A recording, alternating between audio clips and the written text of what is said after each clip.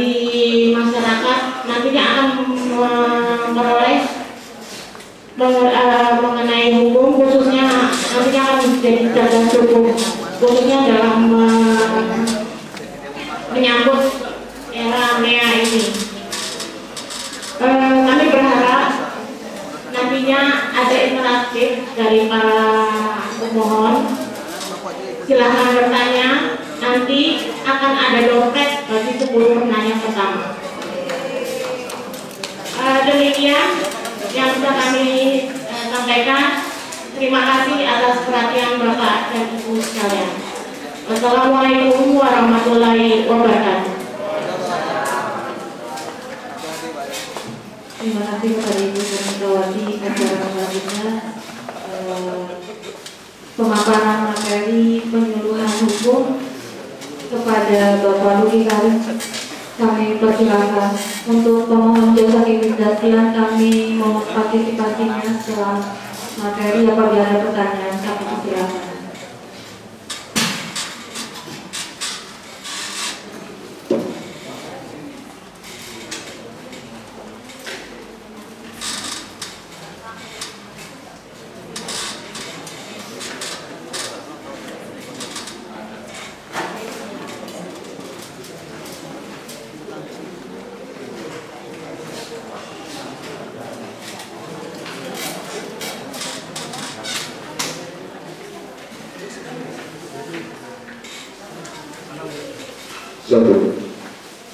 Ya, Bapak Ibu sekalian, Assalamualaikum warahmatullahi wabarakatuh.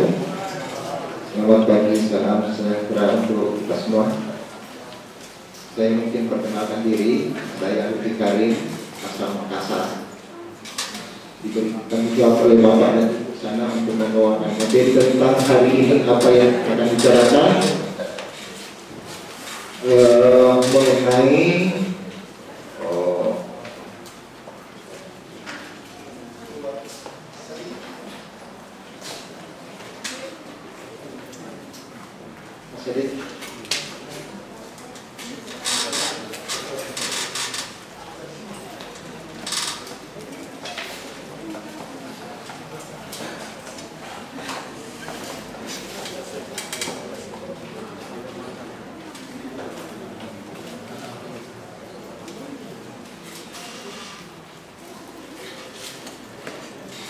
ya, materi penyuluhan hari ini yaitu cerdas hukum dalam era masyarakat ekonomi ASEAN. Bapak Ibu sekalian, mungkin ada di antara kita yang pernah sudah mendengar tentang apa itu masyarakat ekonomi ASEAN, dan mungkin juga ada yang baru. Kalau kita melihat dari sejarah terlihat.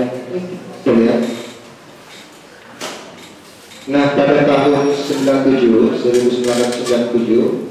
ada 10 negara sepakat untuk membuat suatu komunitas di bidang ekonomi yang tujuannya adalah memberikan kesejahteraan kepada anggota negara tersebut, ya, yaitu Indonesia, Malaysia, Singapura, Filipina, Kamboja, Vietnam, dan seterusnya. Ada 10 negara. Apalagi dilatar belakangi dengan Bapak Ibu sekalian mungkin yang umur sudah 30 tahun pernah merasakan dampak dari krisis moneter tahun 97. Bagaimana dampaknya terhadap nilai tukar, bagaimana dampaknya terhadap daya beli masyarakat, dan juga perkembangan ekonomi dari negara Cina dan India yang menyebabkan dorongan kepada 10 negara itu untuk membentuk suatu komunitas. Ini diperintah, biasanya kok diperintah. Oke. Tahun 98 baru terwujud anak-anak itu dalam Hanoi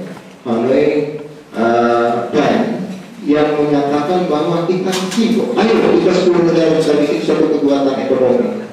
Maka nanti pada pertemuan ASEAN ke-6 di Bali terbentuklah yang namanya MEA, yang disepakati tanggal 31 Desember 2015 berjalan. Jadi sekarang sudah berjalan di 2016. Apa itu ya? Inilah masyarakat ekonomi ASEAN yang tujuannya adalah tujuan ekonomi untuk peningkatan kehidupan masyarakat di negara ASEAN. 05 di luar Berbasis pada pasar tunggal. Jadi nanti pada sekiranya tidak ada lagi protek dalam border ekonomi, tidak ada lagi proteksi. Jadi barang bisa bebas keluar masuk, kita bebas menikmati barang dari luar untuk produksi negara ASEAN, dan kita juga bebas menjual keluar tanpa ada protek dari negara tujuan pasar kita. Kemudian kawasan ekonomi yang sangat kompetitif, karena negara ASEAN itu adalah negara yang 8% komunitas masyarakat dunia berada di ASEAN. Jadi dia kompetitif, baik kompetitif sebagai pasar maupun kompetitif dalam hal produksi. Karena apa? Negara-negara ASEAN itu sangat comparative advantage terhadap produksi akan hasil bumi dan tambang. Ya, jadi kita ada kompetitif di situ. Kemudian wilayah ekonomi dari Malaysia, kita siap menerima sumber daya manusia dari luar. Kita pun, mereka siap menerima orang kita untuk kita kirim keluar. Dan juga harus permodalan. Kita siap untuk menerima investasi dari luar. Kita juga siap untuk melakukan investasi keluar.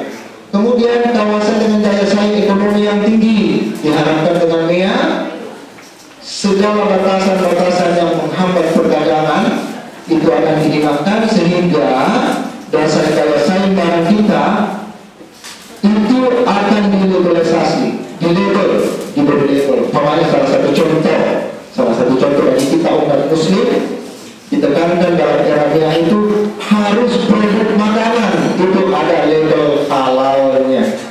Nggak tahu pada caranya nanti bagaimana, mungkin departemen agama kita dengan departemen agama mereka bagaimana caranya berhukum untuk mensepakati bagaimana label halal. Supaya apa?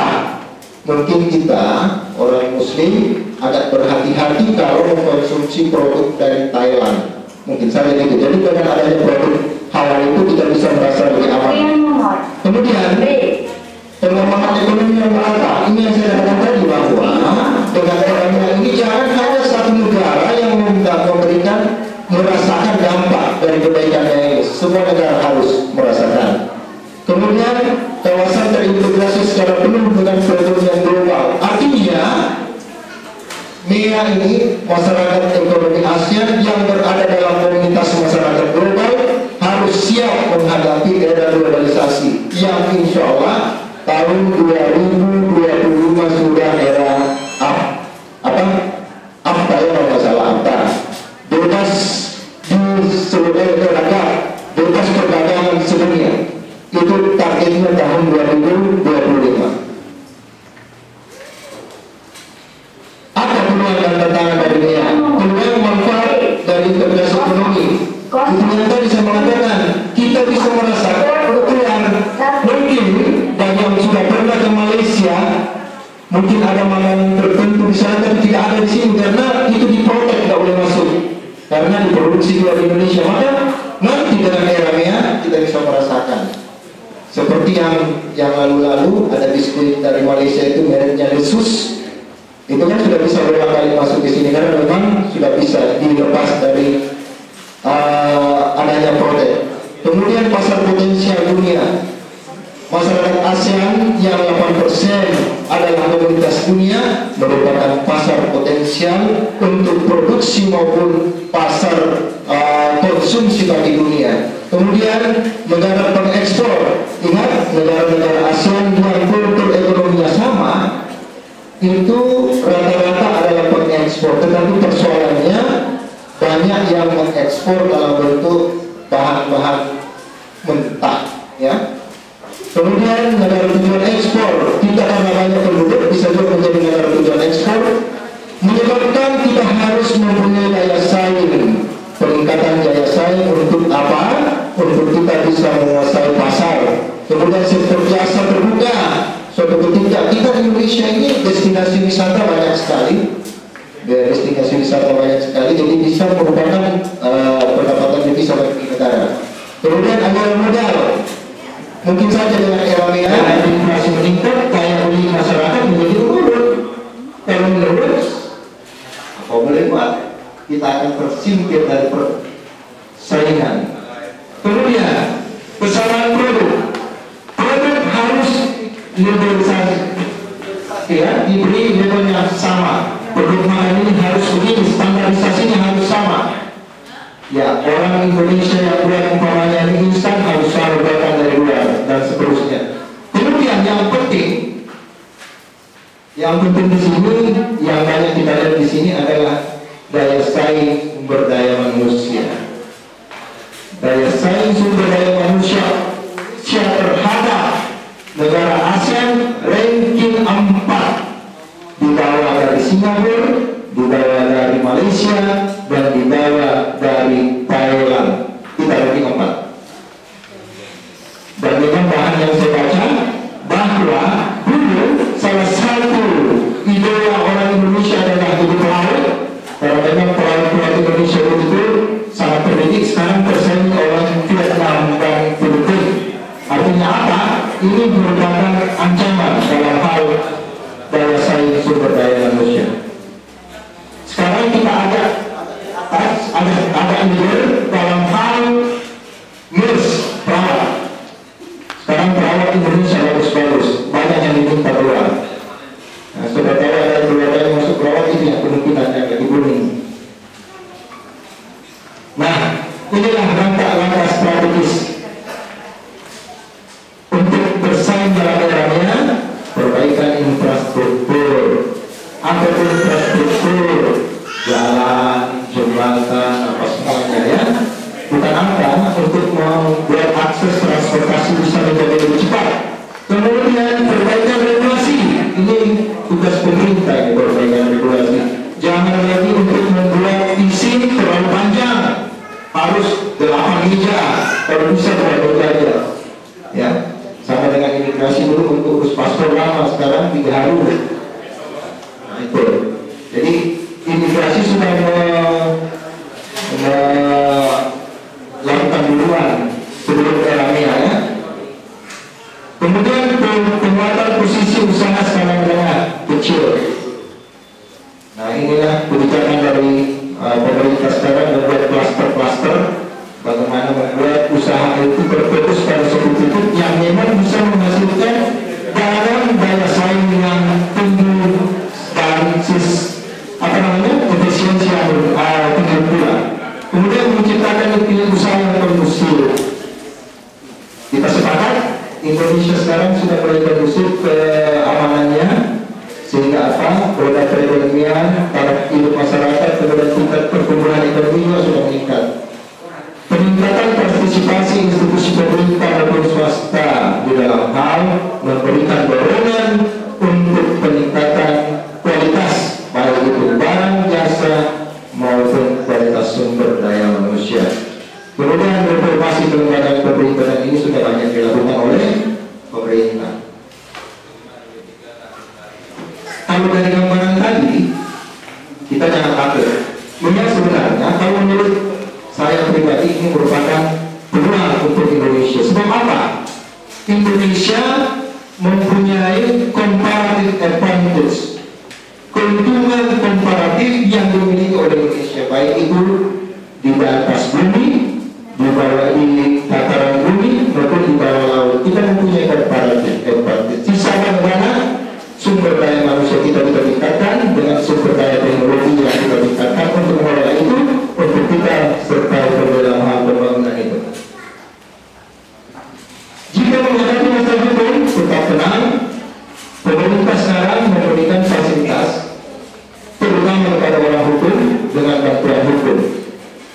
Kemudian, jika termasuk orang miskin, pemerintah memberikan bantuan hukum gratis kepada masyarakat. Ya. Antrian nomor B008 di luar. Bagaimana membangun budaya masyarakat hukum? Artinya dengan bekerjanya pasar bebas semakin meruntuhkan negara-negara maju yang ada di dunia ini, kalau seperti kita terlalu jauh, Singapura itu ditunjang dengan budaya hukum yang sangat baik. Nah, kalau Indonesia maka hukum juga harus kita tingkatkan. Oleh karena itu perlu diciptakan substansi hukum yang baik, mudah ditaati oleh siapapun.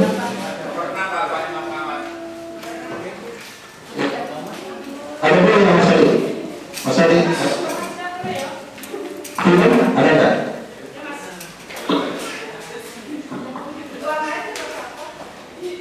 Nah ini yang kita singgung-singgung tentang hukum.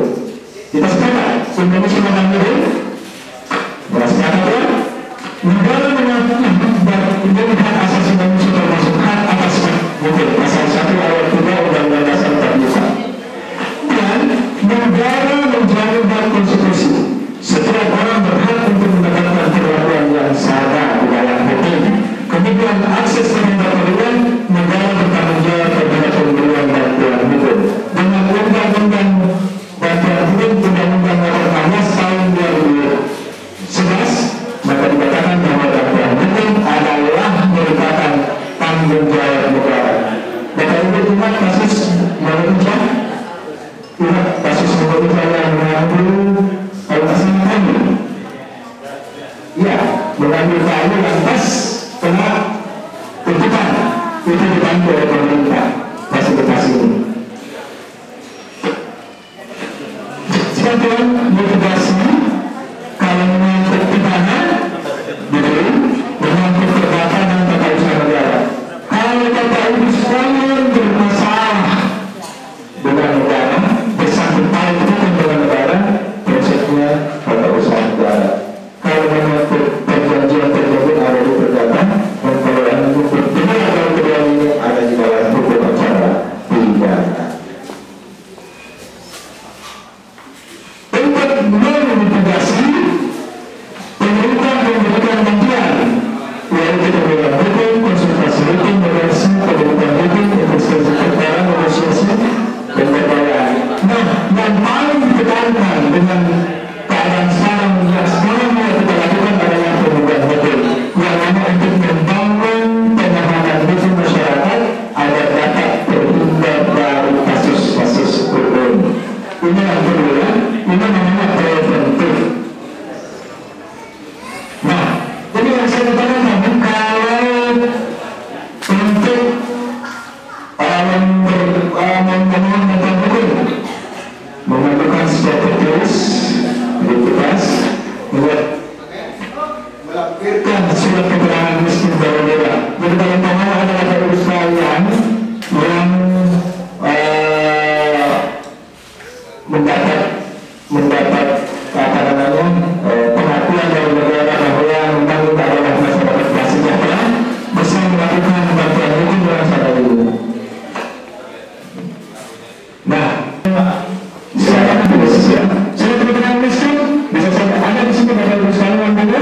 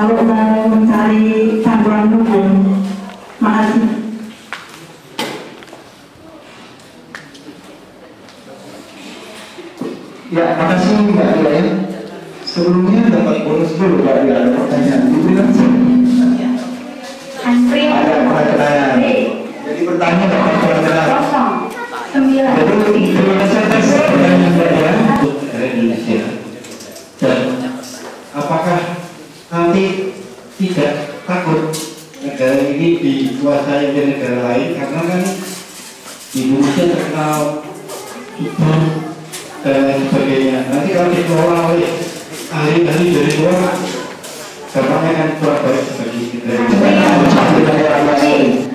Yang saya jelaskan dulu bahwa Indonesia mempunyai keunggulan komparatif, artinya keunggulan yang memiliki lebih banyak dari negara-negara ASEAN yang lain. Kita memiliki hasil bumi yang banyak, kemudian potensi untuk perkebunan banyak. Setelah ditata oleh pemerintah, ada 10 potensi ekonomi Indonesia yang mempunyai daya saing di atas dari negara ASEAN ini. Salah satunya karet, kakao, oil yang bukan dalam bentuk crude, kemudian masih laut, kita mempunyai itu. Dan juga kita mempunyai sumber daya manusia yang jumlahnya banyak, sehingga untuk memproduksi kita belum terhadap lapangan kerja. Hanya persoalannya, sebagai orang Indonesia kita siap tidak, memiliki skill tidak untuk mengelola hasil kita. Itu pertanyaan yang sangat luas kepada kita. Sebab apa? Sekarang aja Indonesia untuk level fund manager itu lebih banyak dari luar. Itu lebih banyak dari luar. Maaf saja, saya bisa berbicara sedikit mengenai mata kuliah yang merasa saya bawakan. Defisit dalam hal pembayaran gaji. Kita tunda, maaf saja, PKN kita yang ideal sekarang apa? Telkom, Jepang, ya kan? Taiwan. Kita minum ke sana. Gajinya berapa kira-kira Bapak Ibu sekalian? Yang saya pernah lihat iklan dipasang di situ ada iklan PKWA gajinya sekian. Ya, ada perusahaan di Makassar namanya PT Semen Joshua mempekerjakan 5 orang teknisi dari Korea. Gajinya per bulan 100 efisiensi bisa dilakukan dengan apa? Pertama, peningkatan taraf pendidikan. Kedua, mungkin saja pemutahiran peralatan-peralatan. Ketiga, mungkin saja kita bisa mendapatkan efisiensi itu dari penghematan yang lain. Saya kira itu Bapak. Saya ambil seputar dari Maju. Nah, pertanyaannya sesuai dengan tema kita, yaitu cerdas hukum dalam era masyarakat ekonomi Asia. Artinya tentu saya akan mempertanyakan permasalahan hukum di tingkat Asia, di mana yang terjadi adalah hukum ini nanti pemberian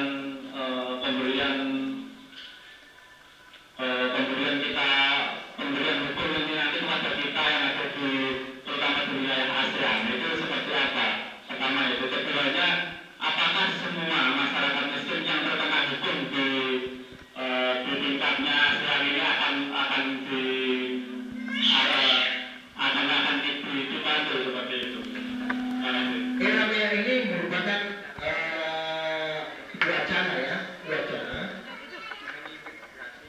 wacana untuk kesejahteraan. Tetapi ingat, asas kepentingan negara lebih di atas dari asas ini. Jadi kalau inilah yang menjadi penghambat sebenarnya. Era ini sebenarnya dari sisi politik dan hukum, kalau kita mau sepakat melepaskan kepentingan negara di dalam era ini, maka era ini bisa cepat berlanjut, bisa berjalan. Tetapi ingat, banyak negara termasuk Indonesia masih setengah-setengah di dalam hal melepaskan kepentingan negara tersebut. Salah satunya, belum ada yang mengatur untuk di lingkup di ASEAN. Mampu yang pelaku, apakah sudah ada G2G untuk TKI kita di negara ASEAN? Belum ada. G2G kan baru Korea dengan Jepang. Ya. Nah, kalau belum ada G2G, berarti mereka belum mengadopsi kepentingan tenaga kerja luar terhadap hukum yang berlaku di situ.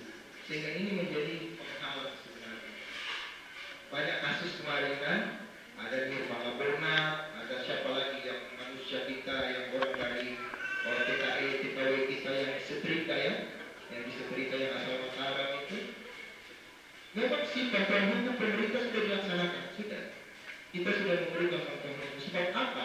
Berkaitan dengan pertanyaan kedua, maka kewajiban negara seperti undang-undang tadi, kewajiban negara untuk membantu masyarakat miskin untuk bantuan hukum. Wajib negara.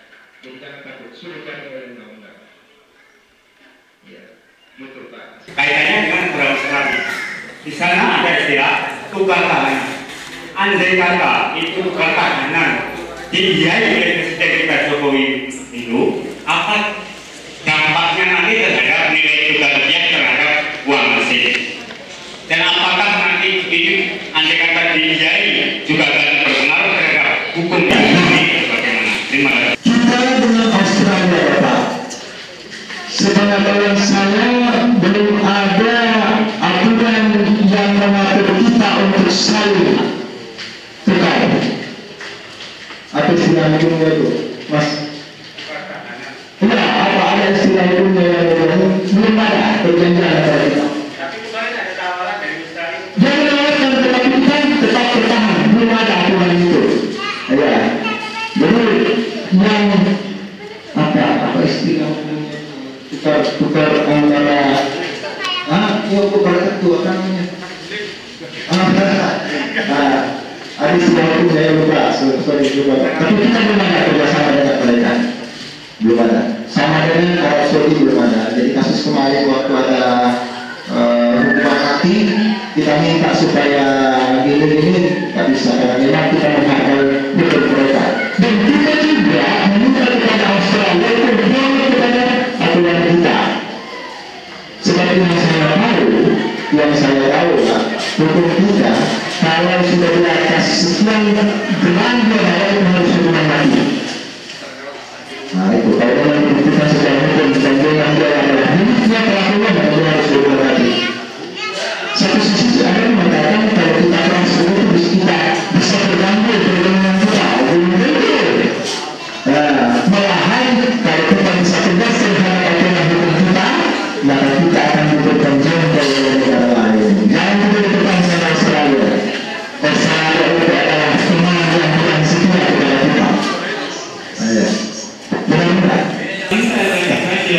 Ada yang dimana dikatakan kebebasan transaksi kosong ada negara ASEAN itu apakah berkesan pada pajak dan pendapatan negara atau memang tujuan utama ialah untuk persaingan masyarakat Indonesia dengan masyarakat atau produsen dari dalam sebuah hidup tersebut itu memang tidak digunakan lagi, tidak digunakan kajian atau masa.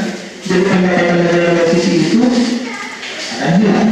Tetapi ingat, pendapatan itu barang kita juga misalnya kita mengharapkan dengan bebas. Jadi masyarakat kita itu mengatakan kalau kita bisa memproduksi lebih efisien, maka kita akan lebih bagus. Dengan katakan ada standarisasi dari produk.